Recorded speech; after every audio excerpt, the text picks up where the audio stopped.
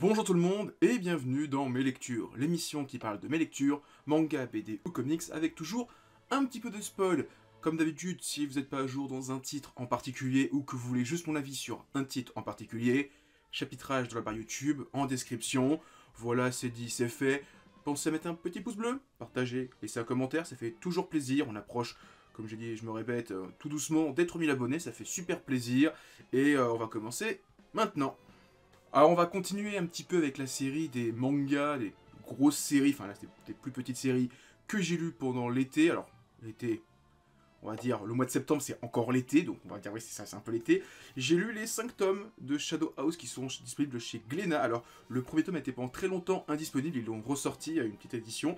Je suis assez content, c'est que malgré que ce soit une réédition, il y a quand même toujours cet effet de dorure sur le titre qui est vraiment hyper agréable. Alors j'avais vu l'animé sur Wakanim qui est sorti saison printemps 2021, j'ai adoré, alors que pourtant le manga j'étais passé totalement à côté parce que pas ou peu de com, on va dire ça comme ça. J'ai adoré. Alors, l'animé couvre les 4 premiers tomes et demi. Alors, parce que le tome 5, il couvre des choses qui se passent, je pense, après le tome 5. Mais voilà, c'est un peu bizarre, c'est qu'ils ont zappé un arc qui est dans le tome 5, qui commence dans le tome 5, donc je sais pas trop ce qu'ils veulent faire. Surtout qu'en plus, il y a un... Alors, j'ai peut-être des mauvais souvenirs des premiers épisodes, mais il y a un passage dans les premiers tomes qu'ils ont totalement zappé, et je pense qu'il aura de l'importance par la suite, et c'est un petit peu dommage. Après, je peux comprendre parce que c'est un passage où on voit une ombre, un homme qui n'a pas de visage, et si on entendait sa voix, on l'aurait reconnu. Et si on sait pas qui c'est, eh ben, c'est un petit peu casse-gueule pour l'animé. Alors, maintenant, qu'est-ce que c'est Shadow House? Alors, c'est l'histoire, on suit Emiliko, une petite blonde qui est ici, qui travaille pour Skate, donc ça, sa maître ombre, et en fait, on découvre toute une relation entre les ombres, qui sont des créatures qui n'ont pas de visage, qui n'ont pas d'émotion, et leur poupée vivante, ça je crois que c'est poupée vivante, donc Emiliko qui est sa servante et qui est censée retranscrire ses émotions. Et au fur et à mesure, on découvre qu'il y a des petites magouilles, des trucs un peu plus complexes que ça. Alors c'est pour moi, la série se met vraiment à décoller vers le tome 4-5. Alors c'est pas que c'est mauvais jusqu'à présent, c'est vraiment très bien. C'est juste qu'il y a un gros plot twist dans le tome 4-5 qui fait vraiment pour moi accélérer la série. Et là tu te rends compte que ce que tu croyais, c'est pas vraiment ce que tu croyais. On est dans des bails beaucoup plus complexes que ça. Mais c'est vraiment super bien. Alors j'ai vu il y a quelques jours une saison 2 a été annoncée. Je sais pas comment ils vont faire vu les choix qui ont été faits en fin de saison 1. Mais en tout cas, je vous conseille, c'est vraiment un super titre, bien dessiné. Alors, qui est extrêmement long à lire. On n'a pas l'impression, c'est des tomes de 160 pages, mais je mets quasiment 3 quarts d'heure à lire un tome. C'est très très long, mais c'est vraiment super bien. Et encore une fois, le petit travail de dorure, ça fait le taf. Le tome 8 est sorti au mois de juin-juillet et j'avais laissé un peu le tome traîner, j'avais pas le temps de le lire. Et quand le tome 9 est sorti, je me suis dit, bon, bah, je vais lire les deux d'un coup. Super bien, Maison Ikoku. Là, on est vraiment dans la toute fin parce que c'est l'antépénultième et l'avant-dernier tome de la série.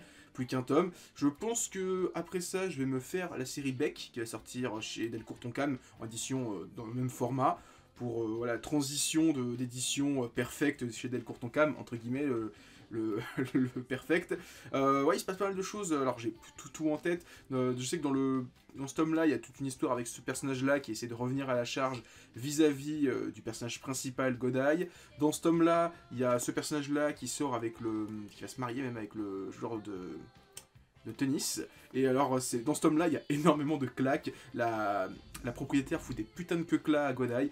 Mais voilà, franchement, Mizo Ikoku, c'est vraiment cool. Mais, je vais me répéter une énième fois, je préfère quand même Ranma 1,5. On passe maintenant à Give My Regards to Blackjack, cette série hospitalière. Alors là, on a un gros tome arc entier, alors qui avait déjà commencé dans le tome suivant, ce qui fait que, on va dire, on a quasiment deux gros pavés comme ça de 400 pages, ouais, sur le service que visite le héros, le service cancérologie. Et alors, il est vraiment, la fin du tome précédent, c'était vraiment le début où il rencontre ses senpai, ses profs qui vont lui enseigner. On découvre toute leur origin story et qui se finit au début du tome. Et après, on a le cas d'une femme qui a un cancer, qui a des métastases un peu partout, qui a plus que quelques mois à vivre. Et on lui propose un traitement, on va dire, pas temporaire, mais qui n'a pas encore été approuvé, qui est encore en étude, pour lui faire prolonger sa vie de quelques mois. Très dur, surtout l'histoire de cette mère de famille, avec ses enfants, son mari, etc., qu'on suit en filigrane du tome. Très très dur. Alors, c'est pas le tome qui m'a le plus choqué. Clairement, l'histoire des deux jumeaux prénatalité, c'est celui qui m'a fait le plus souffrir jusqu'à présent. Mais ça reste comme des tomes qui sont très durs à lire, qui sont plaisants en même temps. Enfin, t'as envie de savoir la suite, t'as envie d'avancer. Et il reste plus que 2 tomes. Donc, voilà, j'ai hâte de voir la fin. Mais en tout cas, Give My Regard to Blackjack, je vous conseille toujours autant, c'est trop bien. Par contre, âme sensible, s'abstenir. On passe maintenant à Arslan, tome 14. Alors, comme d'hab, je me souviens plus trop de chaque tome. J'ai relu vite fait de résumé pour me mettre un petit peu dans l'ambiance. Et donc là, le tome entier, c'est... Alors, excusez-moi, j'ai plus le nom du clan. C'est les Totamish. Ouais, donc bon, c'est une sorte de peuple un petit peu mongol qui vient affronter le peuple d'Arslan, donc le peuple de Pars. Donc c'est quasiment tout tome, c'est ça. Hein. C'est affrontement, ils capturent un général, ils font un petit plan en disant ouais on va faire ci, on va faire ça, le mec il s'enfuit et il balance tout et en fait c'est un gros mensonge et donc ils s'entretuent. C'est vraiment génial le petit plan de Narsus. Voilà, et donc voilà, c'est le gros tome, c'est une grosse baston. Alors il garde le général mongol, hein, honnêtement je sais plus comment il s'appelle, c'est les Touran, le peuple Touran. Et je pense que ça va devenir un des nombreux généraux qui vont accompagner Arslan. Et alors, j'attends vraiment le tome 15 parce que au teasing, le retour de Andragoras, le père de Arslan, la rencontre. Là, ça, je suis vraiment hype de pas voir la suite. Mais voilà, ce tome-là, c'était un petit peu le tome transition, grosse bataille, et c'est tout. Il n'y a pas grand-chose à dire de plus. Bataille contre les Touran, des petits plans, des petites stratégies, et c'est tout. Mais ça reste quand même très cool. Tant que j'y suis à parler de Hiromu Arakawa, j'ai pris le tome 8 de l'édition perfecte de FMA. Comme d'hab, l'édition est incroyable, mais je lis pas les tomes, j'attends d'avoir la collection complète des perfects pour tout me relire. Alors j'ai feuilleté, il y a le combat entre Lin, je crois, je sais plus son nom, c'est le mec de Xiao, contre King Bradley, combat incroyable. Alors, encore une fois, magnifié par la qualité de l'édition, le grand format, l'édition papier, voilà, génial. Et à la fin, on va avoir un passage que j'aime beaucoup dans le manga, c'est quand Gluttony de pète un câble et il a sa bouche qui devient gigantesque avec l'œil de la vérité au milieu, c'est génial. Voilà, FMA, c'est toujours génial. Si vous n'avez pas encore pris cette édition perfecte, allez-y, franchement, c'est clairement l'une des meilleures éditions perfectes qu'on ait eues en France. Je dis pas qu'il y en a des moins bien, il y a quand même des moins bien, mais... il y a vraiment très peu de titres en France édités qui ont eu droit à ce traitement de faveur en termes de papier, en termes d'édition, c'est un truc de ouf. Je le dis à chaque fois, mais c'est vraiment super bien. Allez, je sais que beaucoup l'attendaient, le tome 10 de Chainsaw Man. Voilà, je sais même pas par quoi commencer. Enfin, c'est incroyable le tout début où t'as Denji qui va chercher la glace, qui rencontre Makima, la goat de la série, il lui dit ouais, je veux devenir ton chien. Ouais, vas-y, adopte-moi, je veux devenir un chien, je veux plus réfléchir, j'ai trop réfléchi, ça m'a fait souffrir. Et le deuxième chapitre, ah ouais, c'est Power, je vais la tuer. On ouvre la porte, pont. Ok. C'est brutal, c'est vraiment j'ai l'impression d'avoir vu un accident de voiture en live. Ça dure 3 pages, a fait pont, c'est fini. Et Denji qui pète un câble qui devient le Chainsaw Man, le démon ultime. On nous dit que c'est un démon, quand il tue des démons, les démons disparaissent. Alors il y a un petit côté vraiment très particulier. Et là j'aimerais bien que l'auteur, dans la suite, approfondisse un peu plus l'univers. C'est qu'à un moment, qui m'a dit ouais, tu connais les nazis, tu connais la Shoah, tu connais ça. Et les mecs font non, c'est quoi? Tu vois, bah, le démon tronçonneuse, il les a tous tués, donc maintenant tu sais plus ce que c'est. Et donc on est dans un monde futuriste, entre guillemets, où les nazis n'existent plus dans l'inconscient collectif, où d'autres maléfices, on va dire choses négatives ont disparu grâce aux démons tronçonneuses. Et donc là j'aimerais bien qu'on explore un petit peu ce côté, qu'est-ce que les gens savent de l'histoire, du passé. On nous parle un petit peu des cavaliers d'Apocalypse, on nous parle de la guerre, de la famine, de la mort, etc. J'aimerais bien qu'on approfondisse ça. Et alors, après, d'un point de vue purement visuel, tous les passages avec Chainsaw Man sont incroyables. Quand il est en enfer, qui tue plein de démons, le découpage il est ouf, les dessins sont ouf. Et la fin, quand... Alors là j'étais un peu surpris, c'est quand Makima ramène plein de mecs qui ont été tués. Hein. On voit notamment la fille qui avait son... J'ai plus son nom, la goupille dans le cou, qui était donc le démon bombe. On voit Xiao, la chef des Chinois, qui avait un œil en moins, qui avait des arbalètes à la place des mains. On voit le Samurai Boy, là, le Yakuza qui avait le démon katana en lui. Enfin, il y a plein de démons qui ont été tués jusqu'à présent, qui sont là. Et on voit même un moment, on revoit Power. Là, je suis super surpris et j'ai hâte de voir la suite. Et donc, le 11e et dernier tome de Chainsaw Man. Et sachant qu'en plus, au Japon, la saison 2 n'a toujours pas commencé. Mais en tout cas, Je pense que je vais me relire les 10 tomes pour le tome 11, ou une fois que j'aurai fini le tome 11, je vais tout me relire, parce que c'est trop bien. Chainsaw Man, c'est vraiment génial, et chaque tome, là, le tome, je l'ai dévoré, mais c'était incroyable à lire. Depuis le tome 8-9, là, le moment où ils affrontent le démon Arm, c'était incroyable. Et en fait, maintenant que j'y pense, en lisant ce tome-là et en pensant au démon Arm, quand Makiba disait que ouais, le démon m'a été tué il y a longtemps et qu'on a pris des petits morceaux, et ben c'est vrai que quand on voit tous les démons qui affrontent Denji à la fin du tome, ben, c'est tous des armes plus ou moins. Il y a une bombe, il y a une arbalète, il y a un katana, il y a un fusil. Tu dis, ben, tout ça c'est des armes, et donc finalement ils sont nés de ce démon Arm qui est donc l'origine, et eux c'est juste ses enfants. Mais voilà, Chainsaw Man, incroyable, c'est trop bien. Si vous avez toujours pas lu un seul tome, foncez. Kaguya-sama Love is War, tome 5. Donc, si ma mémoire est bonne, là on a couvert la saison 1 de l'animé, parce qu'on arrive avec un gros arc où c'est les vacances scolaires, les vacances d'été, et Kaguya va absolument voir un feu d'artifice avec tout le BDE, et c'est un petit peu compliqué vis-à-vis de sa relation avec son père, qui lui dit « Oh, tu viens ici, tu sors pas, etc. » C'est vraiment particulier leur relation, et donc c'était ce qui marquait la fin de la saison 1, si je dis pas de bêtises, de l'animé.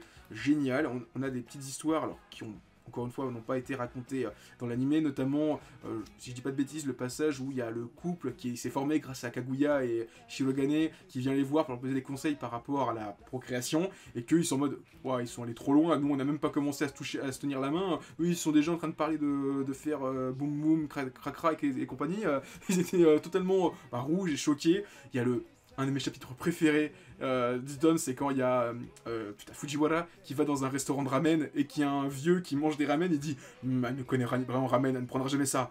Elle a pris le bouillon qu'il faut, elle a pris les pâtes qu'il faut, elle a pris de l'ail.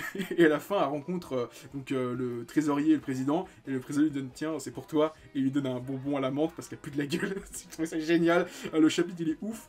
Tout le passage aussi où il y a Kaguya qui vient s'inscrire sur Twitter, je trouve ça génial, ça m'a fait mourir de rire. Alors j'ai trouvé que l'anime était bien mieux parce qu'on découvrait un peu pourquoi Ayakasa faisait ça, elle se mettait dans sa baignoire.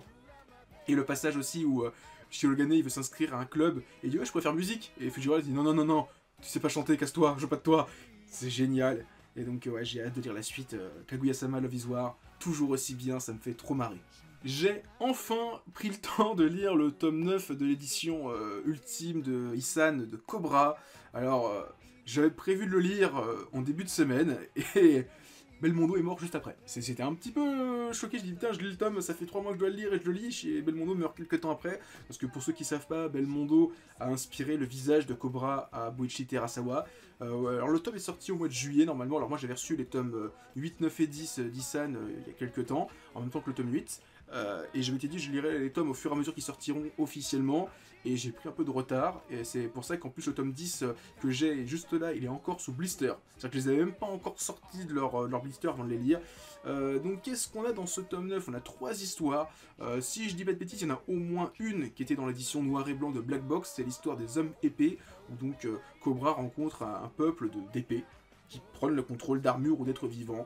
Combat vraiment cool. Il y a une histoire de cimetière sous-marin qui m'a moins marqué, et une histoire alors, qui est beaucoup plus courte. Les deux premières font 80 pages, la dernière fait une trentaine, quarantaine voire, où Cobra revient dans une ville qu'il a connue étant plus jeune, quand il avait encore le visage d'Alain Delon, et il rencontre une fille qu'il a connue il y a 10 ans, qui a grandi, qui attend cet homme qu'elle a connu, et donc le Cobra original, enfin avec le visage original. Vraiment l'histoire est cool avec les kobolds, le mec qui s'appelle Buffalo Bill et c'est un éléphant, j'ai trouvé ça génial. Voilà, Cobra, c'est super bien. Je vous conseille. Alors, pour ceux qui me posent la question, tant que j'y suis à parler de titres vintage, j'ai aussi pris les 2 titres de Feu le Beleu, les éditions FLBL, donc les 2 titres de Tezuka, Avaler la Terre et Debout l'Humanité, qui sont les 2-3 titres de Tezuka que j'ai pas parce que j'ai la grande bataille de la Diletta et Alabastar. Et alors, ils sont sous blister, parce que j'ai pas encore le temps de les lire, je vais les lire prochainement, et parce qu'en fait, j'ai une pile de Tezuka, en plus, c'est tous les titres de cet éditeur, je les ai pas encore lus, j'ai Alabastar que j'ai toujours pas lu, la grande bataille de la Diletta, j'ai toujours pas lu, et j'ai même, alors c'est d'un autre éditeur, Gendy Hiroshima, qui pareil, j'en ai quelques-uns sous blister, j'ai toujours pas le temps de les lire. C'est des titres qui s'empilent et j'ai pas le temps de les lire, alors que pourtant il y a d'autres Tezuka que je les dirai quand je les ai, mais c'est juste que on en parle un peu moins, mais il faut que je prenne le temps de les lire. En tout cas, surtout celui-ci, parce que je crois que c'est sur Adolf Hitler, et je suis assez curieux de voir ça, si je dis pas de bêtises. Mais voilà, en tout cas, c'est sorti. Si vous les voyez, prenez-les, parce que pendant très longtemps, ils étaient introuvables. L'éditeur les a ressortis, donc faut en profiter. Et je finis avec le 13e tome de Claw. J'avoue que depuis quelques tomes, c'est pas que la série est mauvaise, mais j'ai du mal en fait à comprendre le tournant vers lequel veulent aller les auteurs. Là, ça se lit, c'est plaisant, mais je suis un peu perdu avec depuis le tome 9, hein, où il y a eu la grosse explosion, où tous j'ai plus le nom, les Dizzy ont été éparpillés, remélangés un peu tout le monde. Ça part un peu en couille, j'arrive pas trop à suivre où veut aller l'auteur, qu'est-ce qu'il veut raconter. Alors, j'aime bien, alors surtout l'histoire, j'ai aimé cette histoire où on suit Angelo qui rencontre une fille qu'il a connue dans son enfance, avec qui il aurait dû se marier pour une alliance de mafieux. Mais voilà, c'est sympa, mais j'ai l'impression que ça prendra plus d'importance par la suite, et c'est vrai que là j'ai plus en plus de mal à suivre. Autant les premiers tomes j'ai trouvé ça vraiment cool, mais depuis 3-4 tomes, j'ai moins ce plaisir à lire chaque tome, et c'est un petit peu dommage. Donc voilà, c'était ma petite vidéo, mes lectures, j'espère que vous l'avez aimé. Si c'est le cas, comme d'hab, pouce bleu, commentaire, partagez, hein, vous connaissez la rengaine. N'hésitez pas à me suivre sur Twitter, Discord et Instagram, les liens sont dans la description. Et moi maintenant je vous dis à plus et continuez à lire des mangas. Allez, ciao tout le monde.